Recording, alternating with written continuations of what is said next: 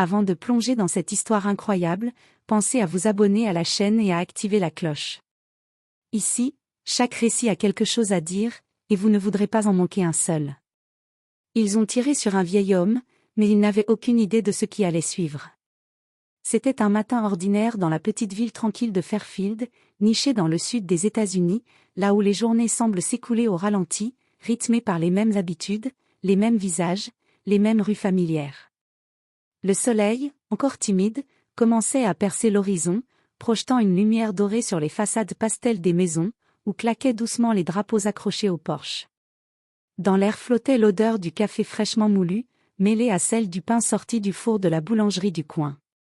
Le chant des oiseaux ponctuait le silence encore pur, seulement troublé par le ronronnement distant d'un moteur ou le glissement d'un arrosoir sur l'herbe fraîche. Les habitants de Maple Street, l'une des artères résidentielles les plus paisibles du quartier, n'auraient jamais imaginé qu'un drame allait bientôt se jouer sous leurs fenêtres. Une matinée comme tant d'autres, jusqu'à ce que l'irréparable se produise. Au coin de la rue, avançait lentement Walter Jenkins, un homme noir de 78 ans, la démarche hésitante, le souffle court mais digne. Dans sa main ridée, il tenait un petit sac en papier contenant une miche de pain, un journal plié, et une boîte de thé. Walter n'avait jamais quitté sa petite maison de Fairfield, même après la guerre. Il disait souvent, « Je me suis battu pour ce pays. Ce quartier, c'est ma terre. » Sur ses épaules, il portait un manteau militaire en laine élimée, encore orné d'un vieux patch cousu à la main. Une canne en bois sculpté, qu'il avait taillée lui-même il y a une décennie, rythmait ses pas lents. Chacun dans le quartier le saluait avec respect. On l'appelait « Capitaine Walt ». Pour certains enfants, c'était le héros du quartier, le monsieur aux histoires de guerre. Pour les anciens, c'était un pilier silencieux, celui qui n'avait jamais eu un mot plus haut que l'autre. Mais ce matin-là, quelque chose allait briser cette harmonie. Un peu plus loin, dans une voiture de police en patrouille, deux jeunes officiers effectuaient leur ronde. C'était leur première mission commune. Officier Bradley Cooper, 26 ans, nerveux, grattait compulsivement sa radio de bord.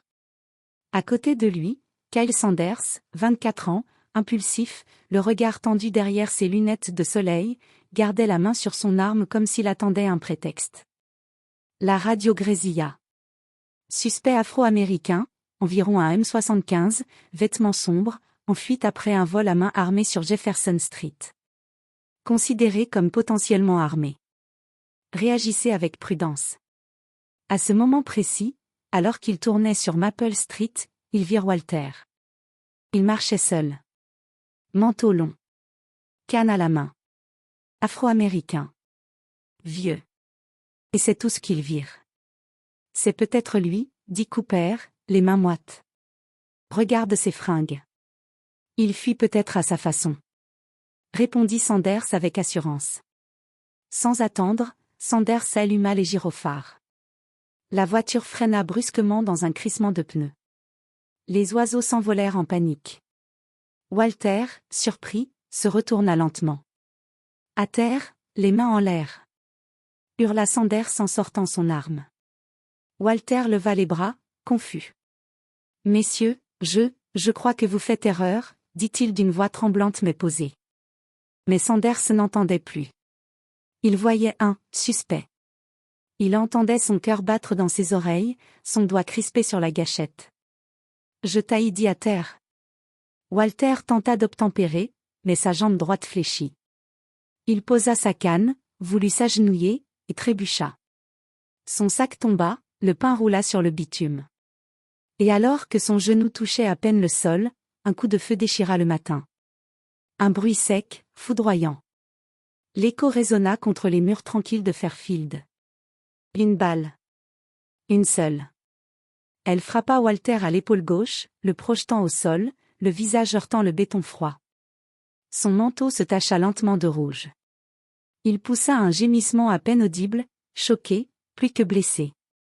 Un cri de femme fendit l'air. « Qu'est-ce que vous avez fait ?»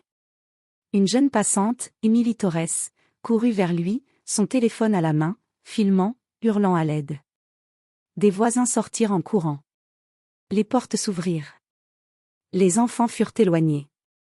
Un adolescent, Jordan Miller, se mit à crier. Vous venez de tirer sur Monsieur Jenkins. C'est un vétéran. La tension monta. Les policiers reculaient, débordés.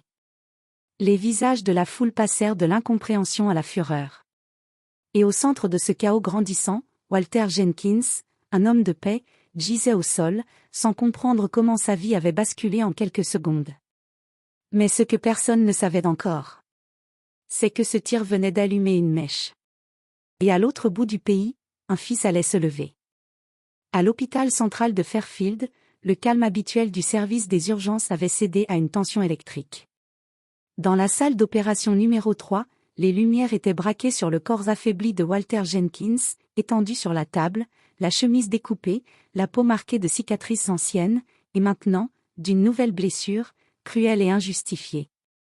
Le docteur Amelia Rowe, chef du service traumatologie, luttait pour contenir l'hémorragie. Son visage était concentré, tendu, presque furieux. Elle connaissait Walter. C'était lui qui, chaque mois, venait distribuer des mots d'encouragement aux jeunes patients de l'unité des blessés de guerre. Son pouls chute. Oxygène à 95, tension instable, tenez-moi cette veine. Un silence pesant régnait malgré le bruit des machines. Personne n'osait dire à voix haute ce que tout le monde pensait, on a tiré sur une légende vivante. Dans le hall, l'information circulait déjà. Les infirmières murmuraient entre elles.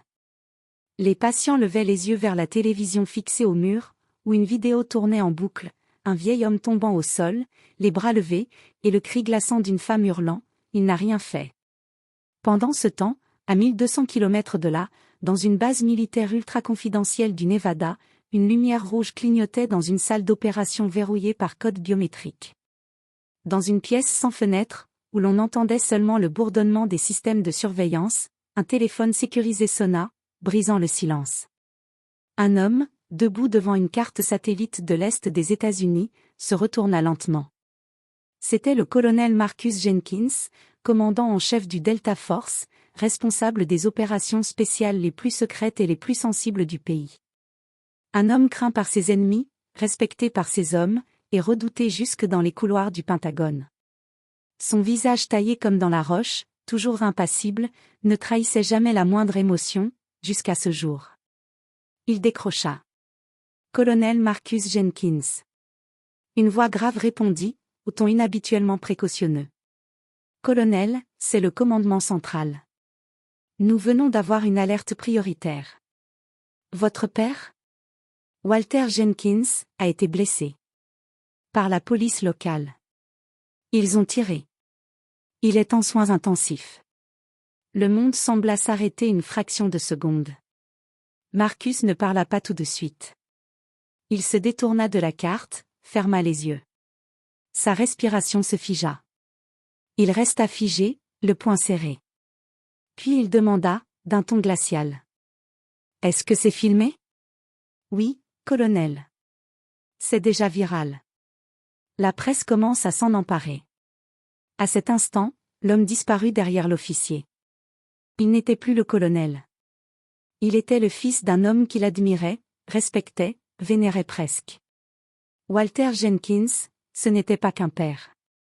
C'était son repère moral. L'homme qui, malgré une vie de combat, lui avait enseigné la patience, la retenue, et la noblesse dans la douleur. Celui qui lui avait dit, ne tire jamais le premier, mais sois prêt à être le dernier debout. Il rouvrit les yeux. Dur. Glacé. Il se redressa, reprit le téléphone, et parla d'une voix basse mais tranchante. Mobilisez immédiatement l'unité Bravo et l'équipe Delta. Objectif, colonel ? Mission d'intervention civile. Sécurisation, extraction, neutralisation si besoin. Je prends le commandement sur le terrain. Compris, colonel. Autorisation transmise. Il raccrocha. Puis, tournant vers son adjoint, capitaine Monroe, il ajouta simplement. On part pour Fairfield. Dans 1 heure. Dites à mes hommes de s'équiper. Ce n'est plus une opération militaire. C'est personnel. Marcus Jenkins, colonel du Delta Force, était une légende vivante dans les sphères militaires américaines. Un homme dont le nom circulait à voix basse dans les plus hautes instances, dont le visage n'apparaissait jamais dans les journaux, mais dont les interventions changeaient le cours de conflits entiers. Il était méthodique, silencieux, presque mécanique dans sa discipline. On disait de lui qu'il pouvait rester impassible face au chaos absolu. Mais ce jour-là, il n'était plus un officier d'élite. Il était un fils blessé. Et un fils blessé par l'injustice est une force que rien ne peut contenir. Dans le cockpit d'un hélicoptère tactique MH-60 Black Hawk, il s'était assis sans dire un mot, les yeux fixés sur l'écran de sa tablette où tournait la vidéo de la fusillade. Chaque image le lacérait. Le moment où Walter, son père, lève les bras. Le hurlement du policier. Le corps qui chute. Le sang qui coule. Derrière lui, ces hommes, une douzaine d'opérateurs Delta, silencieux, préparés, lourdement équipés. Pas un mot. Pas un geste inutile. Ils connaissaient tous Walter Jenkins. Il leur avait rendu visite sur la base, leur avait serré la main, raconté des souvenirs de guerre, parlé de ce que signifiait vraiment servir son pays. Ils l'aimaient. Le respectaient.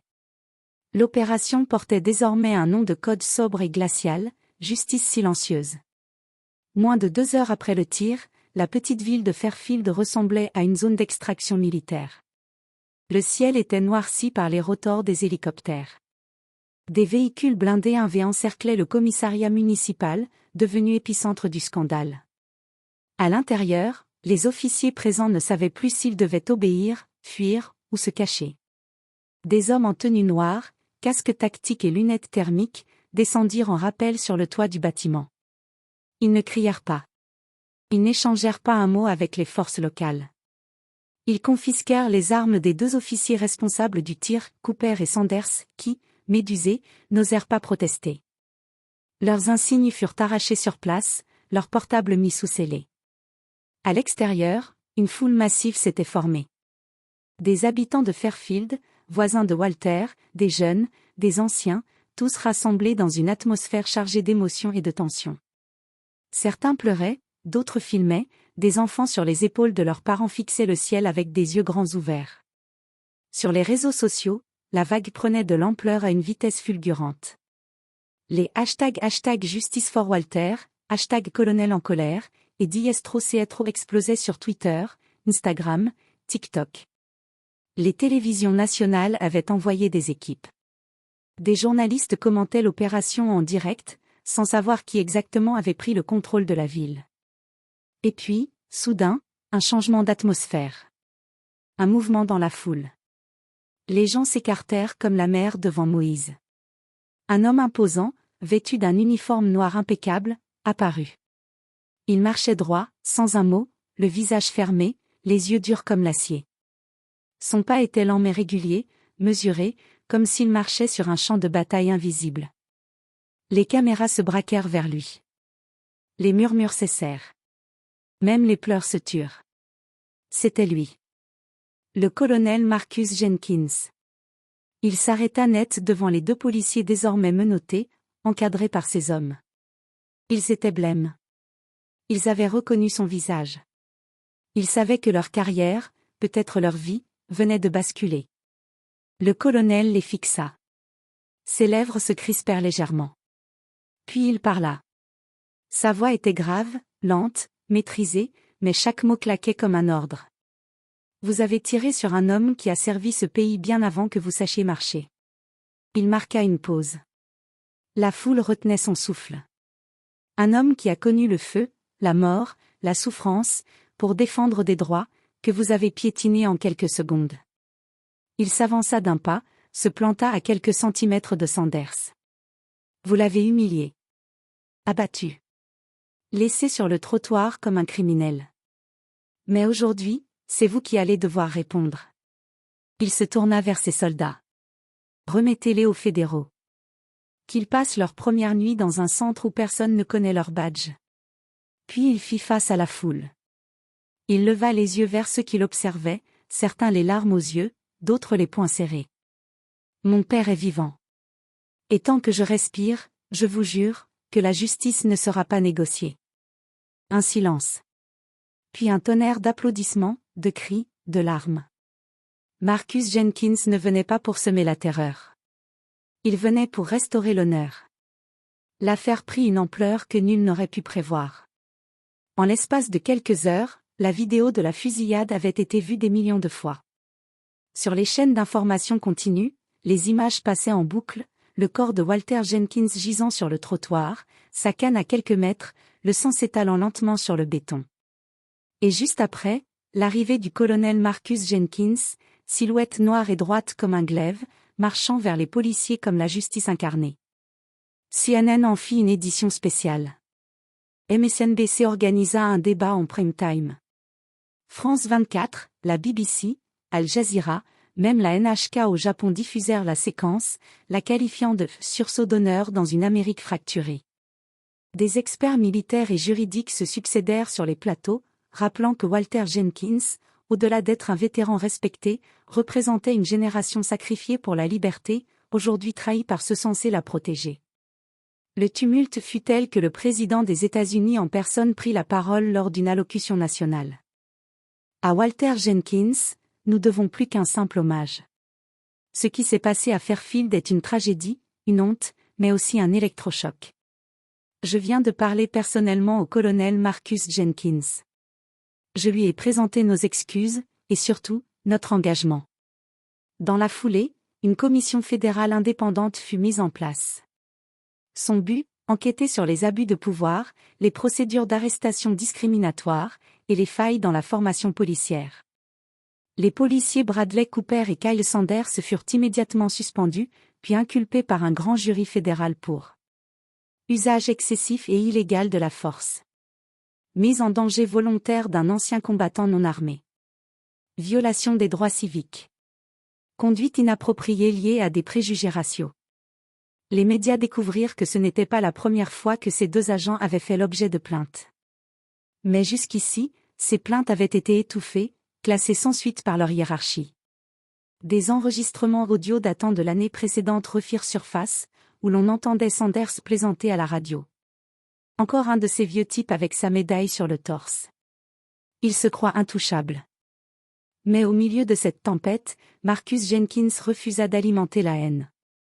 Face aux appels à la vengeance, aux manifestants voulant marcher vers les postes de police, il prit la parole lors d'une interview exclusive sur CBS. Ce n'est pas une guerre. Ce n'est pas une revanche. Mon père m'a appris que la justice, la vraie, est une leçon, pas une punition. Je ne veux pas d'émeute. Je veux que l'on comprenne. Et surtout, que l'on n'oublie jamais. Ces mots, simples mais puissants, furent repris dans les écoles, les universités, les églises. Ils furent écrits sur des pancartes. Gravés dans les mémoires. Pendant ce temps, dans la chambre 214 du service des soins intensifs de l'hôpital de Fairfield, le calme était revenu. Walter Jenkins, pâle et conscient, rouvrit les yeux. La lumière du matin filtrait doucement par la fenêtre. Sa respiration était faible, hachée, mais son regard brillait encore de cette sagesse tranquille qu'il portait toute sa vie. Devant lui, Marcus, droit comme une statue de bronze, les yeux rouges de fatigue. Walter murmura. « Tu es venu, Marcus. » Le colonel, sans sa veste tactique, simplement vêtu d'une chemise noire, s'agenouilla près du lit. « Toujours, papa. Tu m'as appris à me battre pour la justice. Je n'allais pas rester assis. » Walter sourit faiblement. « Je ne suis pas tombé pour rien, alors. » Quelques jours plus tard, Fairfield connut un moment que nul n'oublierait. Sur la place centrale, transformée pour l'occasion, une cérémonie solennelle fut organisée par le ministère de la Défense. Des drapeaux flottaient au vent. Une estrade avait été montée. La fanfare de l'armée joua une version émotive de « America the Beautiful ». Des vétérans en uniforme, debout malgré leur âge, saluèrent Walter comme un frère d'armes. Walter Jenkins, vêtu de son uniforme militaire restauré, fut poussé en fauteuil roulant par son fils. Il leva la main en signe de gratitude, le regard droit. Le président prononça un discours. Puis, dans un geste symbolique, il lui remit une médaille du mérite civil, rare distinction décernée aux citoyens victimes d'injustice tout en incarnant les valeurs de la République. Mais le moment le plus fort fut lorsque le colonel Jenkins prit le micro, face à la foule et aux caméras du monde entier. Ils ont tiré sur mon père. Pas parce qu'il était armé. Mais parce qu'il était noir. Parce qu'il était vieux. Parce qu'il dérangeait leur idée de l'autorité. Il regarda la foule. Pas de colère dans ses yeux, mais une flamme. Mais ce jour-là, ils ont réveillé plus qu'un ancien combattant. Ils ont réveillé la force d'un fils. La colère d'un peuple. Et l'honneur d'un héros. Un silence. Puis des applaudissements. Des larmes. Des chants. L'affaire Walter Jenkins devint un cas d'école dans les académies de police. Les protocoles de contrôle furent revus à l'échelle fédérale. Une loi, appelée Jenkins Act, fut votée pour garantir la protection légale des anciens combattants lors des contrôles d'identité. Et chaque année, à Fairfield, le 7 avril, une marche silencieuse est organisée en mémoire de ce jour. Non pas pour raviver la douleur, mais pour célébrer une vérité. Ils ont tiré sur un vieil homme. Mais ils ont réveillé l'Amérique.